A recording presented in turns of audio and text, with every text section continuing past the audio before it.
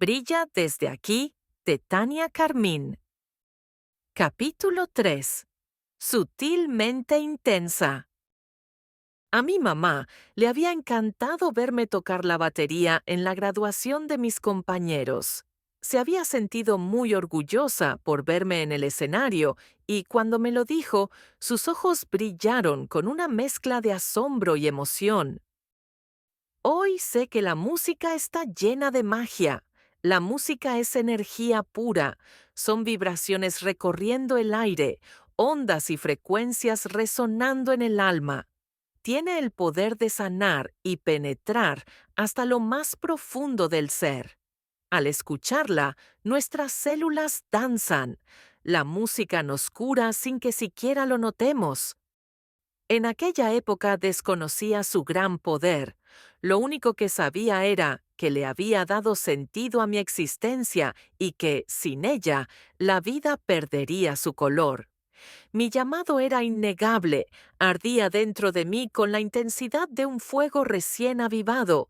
Había tanto por descubrir, tanto por crear. Quería comerme el mundo de un solo bocado. Después de la graduación, mi mamá me dio una noticia que me devolvió un poco de esperanza. Me dijo que ella se haría cargo de pagar mi colegiatura y que pagaría los adeudos que tenía en la universidad. Sus palabras fueron un alivio en medio del caos en el que se había convertido mi vida. Por un instante sentí que todo podría mejorar. Pero esa sensación no duró. Rápidamente se desvaneció. Sin darme cuenta, quedé atrapada en mi propia casa. No podía salir ni sola ni acompañada.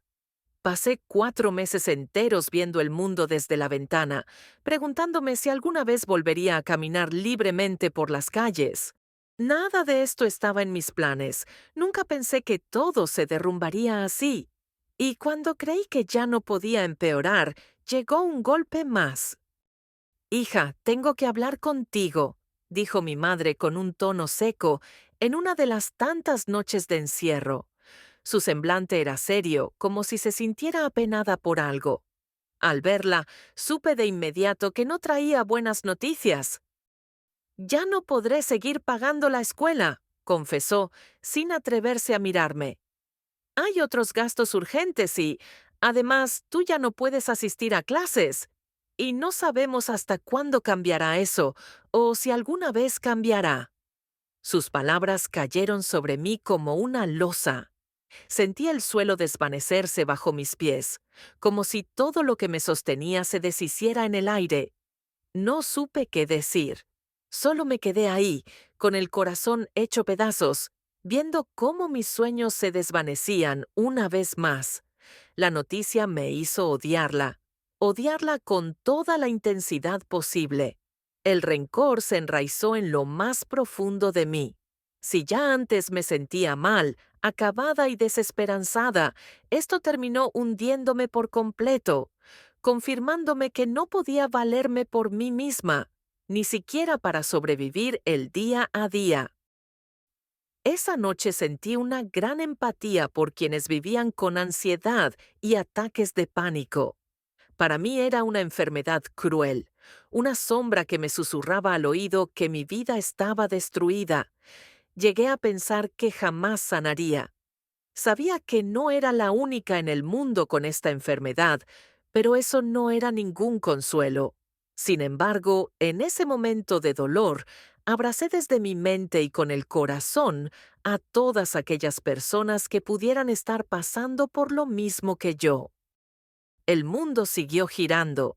Mi familia y mis amigos continuaron con sus vidas. El único universo que se detuvo fue el mío. No podía siquiera salir a la tienda. Estaba convencida de que, en cuanto lo intentara, algo terrible sucedería. Un poste cayendo sobre mí, un carro atropellándome. Mi mente me aseguraba que cualquier catástrofe podría suceder. Ya casi no fumaba. Hasta eso me daba miedo. Solo lo hacía a veces, cuando mi mamá regresaba por las tardes, como un ritual clandestino que apenas me calmaba. Mi cuerpo también cambió, subí de peso y quedé atrapada en un ciclo de angustia y desesperación. Los ataques que me daban eran feroces. Tenía al menos 3 horrendos episodios de pánico al día y a veces hasta 5. La medicina no parecía funcionar. Día tras día tomaba la pastilla con la esperanza de sentirme mejor, esperando algo que parecía no querer suceder.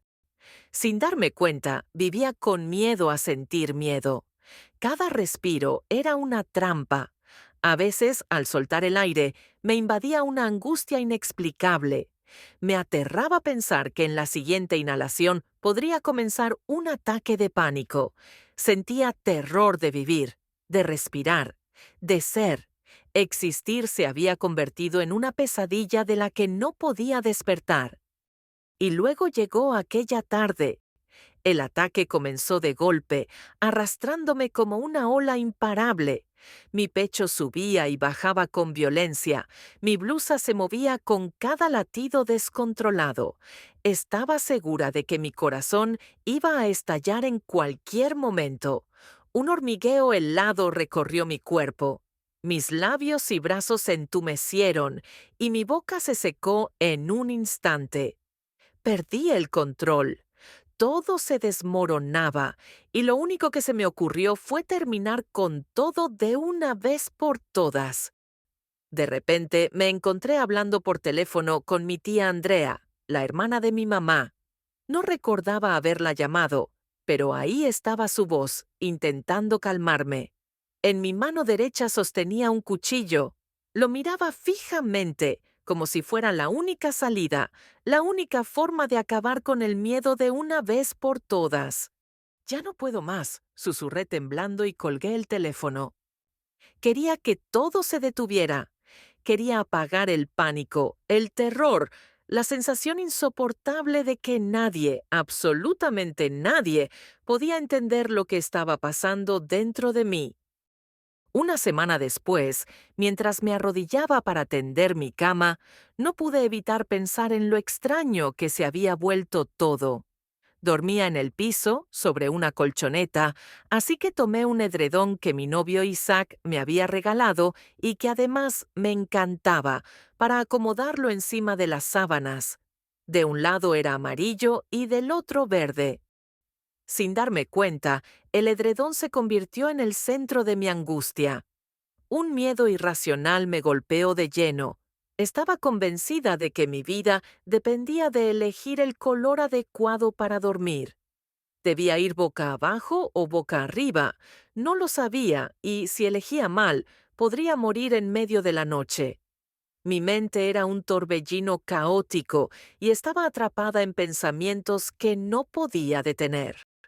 Y entonces lo comprendí.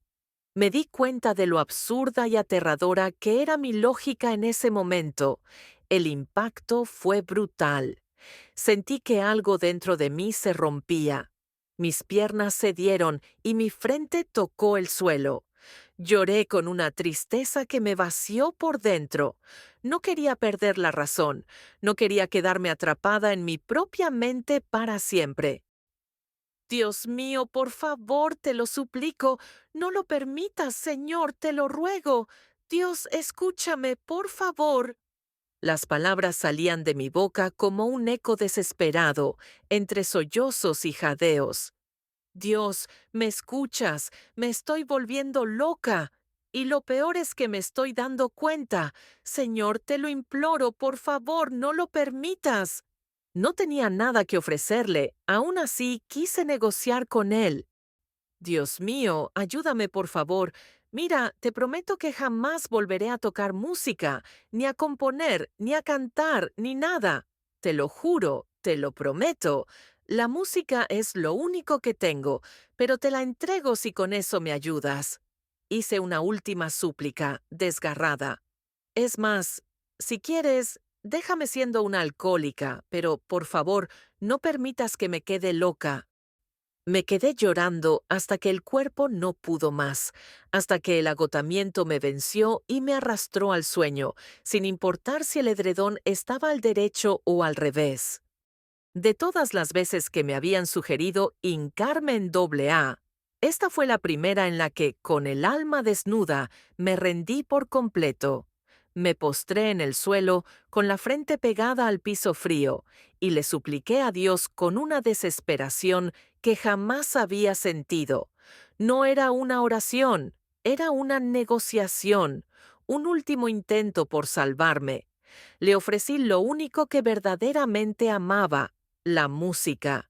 Si a cambio de mi cordura debía renunciar a mi pasión, entonces que así fuera, que se llevara mi voz, mis canciones, mis sueños, pero que me dejara cuerda. En mi pobreza espiritual, económica y física, quise engañar al destino.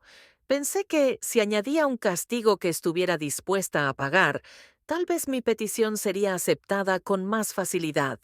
Así que, con absurda astucia, en mi plegaria, le propuse a Dios que me dejara siendo una alcohólica.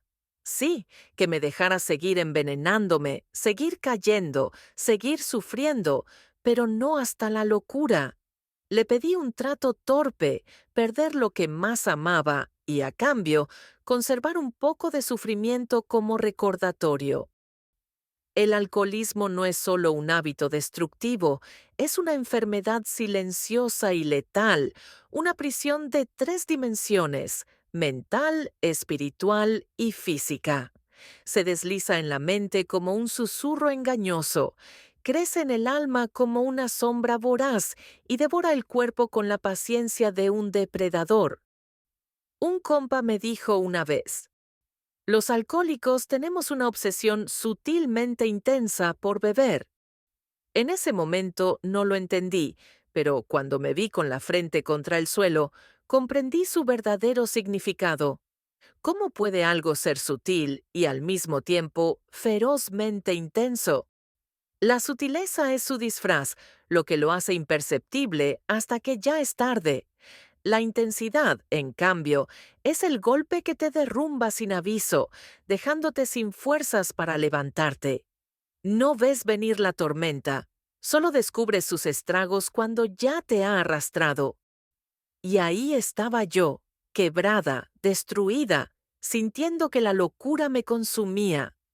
Pero en el punto más oscuro de mi existencia, cuando imploré por salvación, lo único que realmente le pedí a Dios fue que no me apartara del alcohol. Años atrás, cuando el alcohol me dobló las rodillas y no quedaba nada más que sostuviera mi caída, llegué a Alcohólicos Anónimos.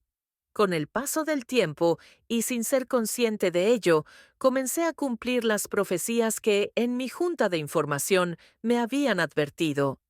En esa primera noche, mi compañero Agustín dijo desde la tribuna: a partir de hoy, si vuelves a beber, ninguna copa te va a volver a saber igual. Al escucharlo, sentí un ardor en el pecho, como si sus palabras me hubieran marcado a fuego. Pero tuvo razón. Desde aquel día, cada trago dejó de ser placer y se convirtió en un veneno que ya no podía saborear.